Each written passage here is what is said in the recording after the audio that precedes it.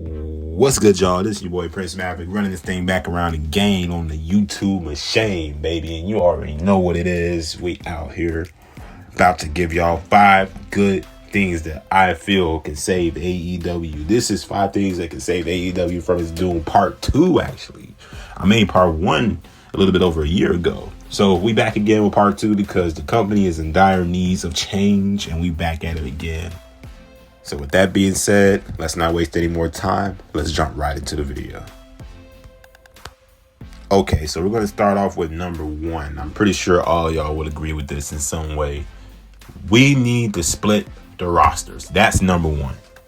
Too often we get too many people cluttering up the show that are veterans from other companies like New Japan Pro Wrestling or Pro Wrestling Noah, talent we didn't know, mixed in with all the CMLL talent from Mexico, ROH talent, things like that. Everybody gets mingled in on Dynamite, Collision, ROH. You know, TK is his biggest issue to me. And his biggest issue with this is not presenting these talents themselves. It's not my company, right? It's his company. Fine, whatever. Do what you want. You want to mix in talents, different group of talents? Fine. To each their own. It's not the way that I would run my business module. But what I would do instead to keep from talent getting mixed up is split the rosters between Collision and Dynamite. Take the world title and put it on Dynamite. Take whatever the fuck you want to call it, the Continental belt. Make that into a world title. Put it over on Collision. Take the TBS title.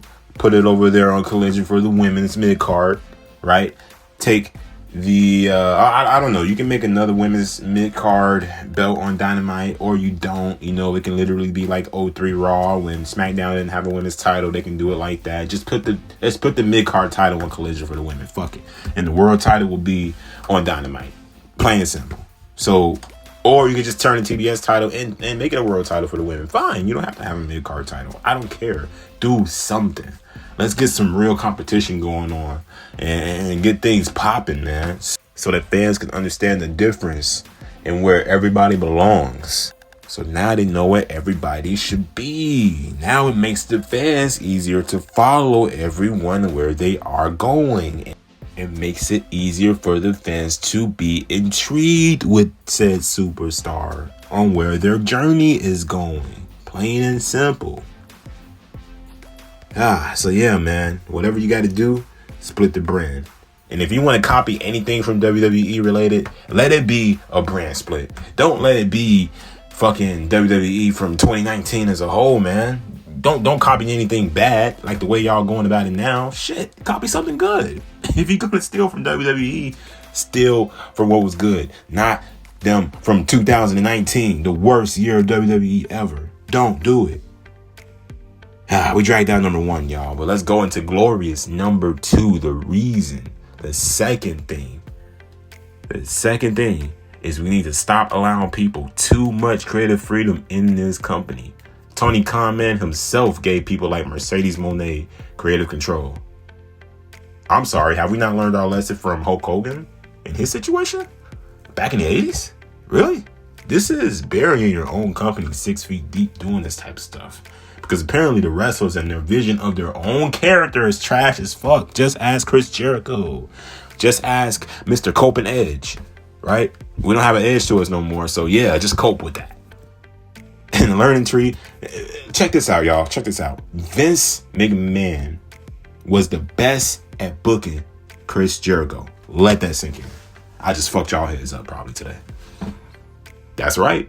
You got it. Vince McMahon was a crazy bastard, but he was the only one that knew how to book Chris effing Jericho. What a crazy ass concept that is, man. Vinnie Mac, the only one to ever book him in the right way. You see, Jericho was so keen at the time, man. He was so keen on doing his own shtick. He had his own ideas. He pitched to Vince that him and KO should main event that year's WrestleMania. Are you insane, bro? My man's had to be smoking rocks at that point because the card that they had for Mania that year was stacked. Ain't no way him and KO was going on last. Partner, just wasn't happening.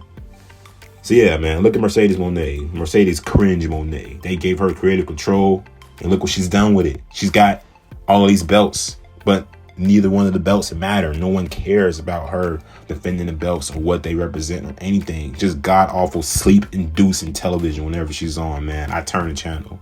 Sasha Banks blows her out of the fucking water. I ain't gonna hold you. Please let them give the creative control back to the people in charge. And I use that word creative loosely for people like Will Washington and RJ City because they fucking suck. So yeah, creative control has to get back in the hands of people who actually should be in control. And that's going to lead me into number 3. Change the people in charge. Change the people who are actually in charge of this so-called booking and are in charge of the creative.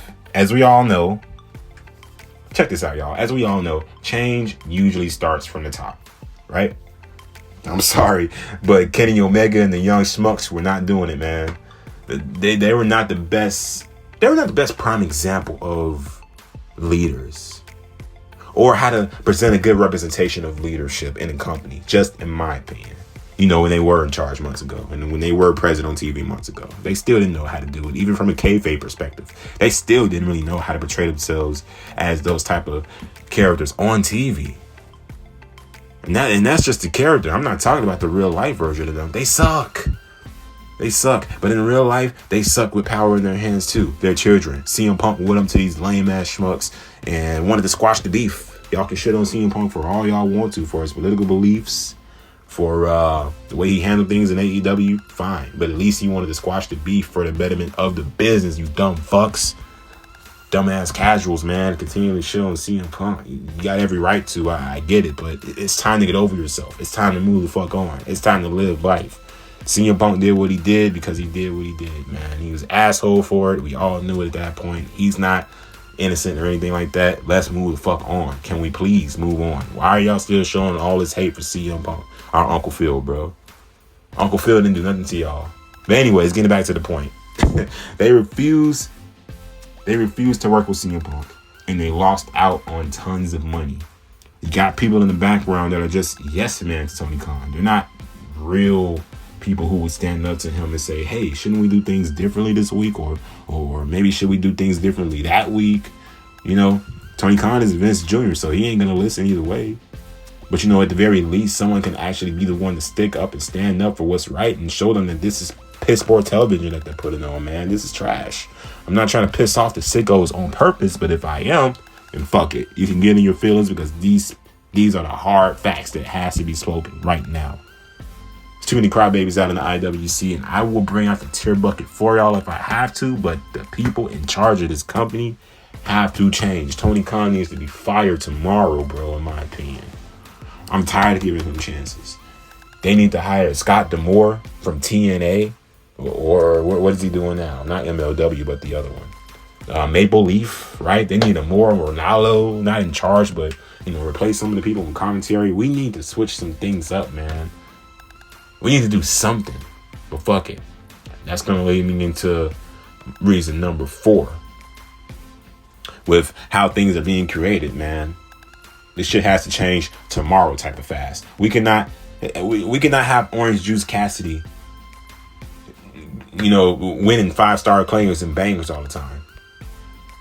Because look, it's just not going to be believable to an audience who wants to see something different. And we got to stop abusing the dream matches. That's leading me into number 4. Time after time, we get into the ultimate Dragon Ball Z fighting spirit like matches. You know, man, that just goes on way too long. People are tired of the fighting spirit like matches where one person gets tired.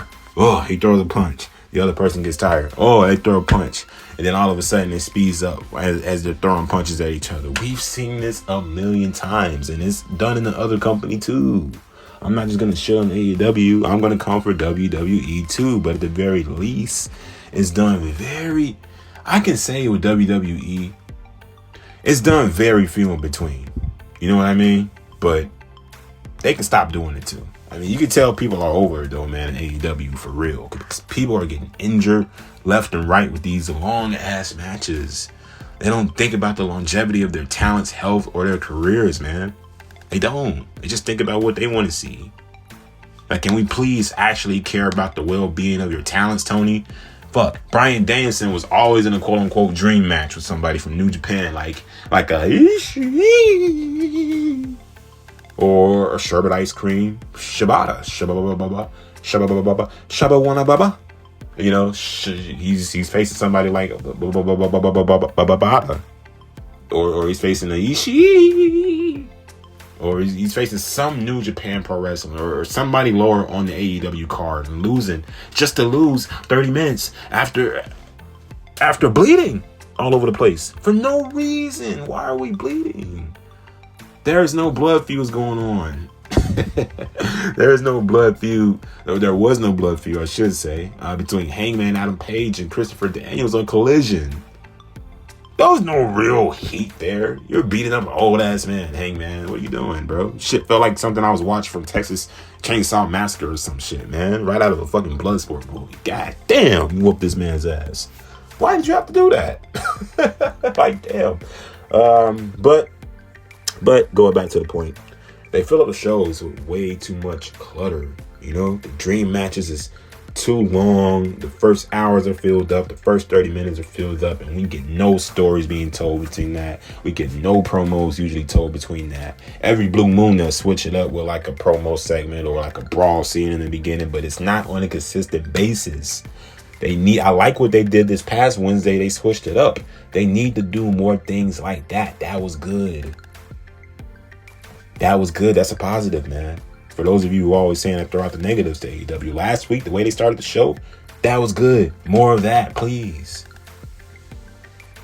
No more filling up these shows with just these banger matches, man. So in my Hulk Hogan voice, that's not going to work for me, brother. I'm just going to be honest. It's not working for the sickos either. They're getting the lowest ratings ever with these matches. And it's not benefiting the company in any way. So I come to you with number 5, last but not least. Stop mistreating big men. One of Tony Khan's flaws in his booking of big men is that he takes the big man, he allows them to get wins over on Collision on a Saturday night when nobody can see them, and he brings them back over to a main pay-per-view or to Dynamite to lose ultimately and to eat an L. Nothing else is sustainable after that. It is atrocious. It is despicable in my eyes, and it is very clear that he hates big men. Not only that, but it's very clear that Tony Khan got picked on all his life and he got bullied all his life, right? In high school or in grade school. It's obvious, bro. Just admit it. You were a geek, Tony. Just admit it. You were small, geeky, maybe not a lot of muscle, So when you got older and you made a lot of money, you realized that you can make a wrestling company. You can live vicariously through these wrestlers. And then Tony looked over at his dad as a little kid, as a little snot-nosed 12-year-old punk. He looked over at his dad and said, "Dad, one day, when I get enough money, I'm going to make sure that all those big people that made fun of me, who teased me, Dad, who shoved me in the lockers, I'm going to make sure that I'm going to make sure, Dad, that when I get a lot of money, I'm going to make those big wrestlers pay. I'm going to make them pay. And that's exactly what he's doing. He's making them pay for all the times he got probably wedgied and hung up in the locker room. Tony Khan, bring a Powerhouse Hobbs back on Dynamite to prominence. Get him off Collision to not be seen at all. Where is Wardlow? Too many start and stop pushes with Wardlow. Does he even still work for the company? Who knows? He's damaged goods at this point, thanks to TK. Because even if he does go to WWE, they got Braun Breaker already. They got Jacob Fatu. How can he ever stand out now? Thanks a lot, Tony. We need to get some of these big men in more prominent roles, bro. Booker T even said he's a fan of Powerhouse Hobbs, but not Tony Khan. No. Not his actual boss. Somebody from an entirely different company is a fan of his. And that's sad, man. Big Bill, Lance Archer. Big Bill gets treated like a big bitch from Jericho in the Learning Tree. Lance Archer, how can you fumble him? His gimmick is easy. Everybody dies. You could have been made this man world champion.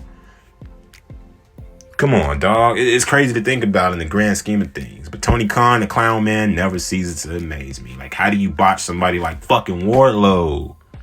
Still not off that all the way, man, but I'm gonna have to let it go. This guy started off from a bodyguard to being a sidekick in a fashion, to being a bodyguard again, to feel like a main event caliber guy only once with a TNT title, mind you, just to being a jobber, basically, and a manager again, to Adam Cole Bay. It's fucked up, man. Big man had to be treated different. So those are your 5 things that can flip this company back on its dome piece. Take notes. We have to start making changes today. But I'm going to go ahead and get up out of here. It's been a pleasure speaking with y'all. We're on the road to 400 subscribers. Big deuces and big pieces, y'all. We out. See you.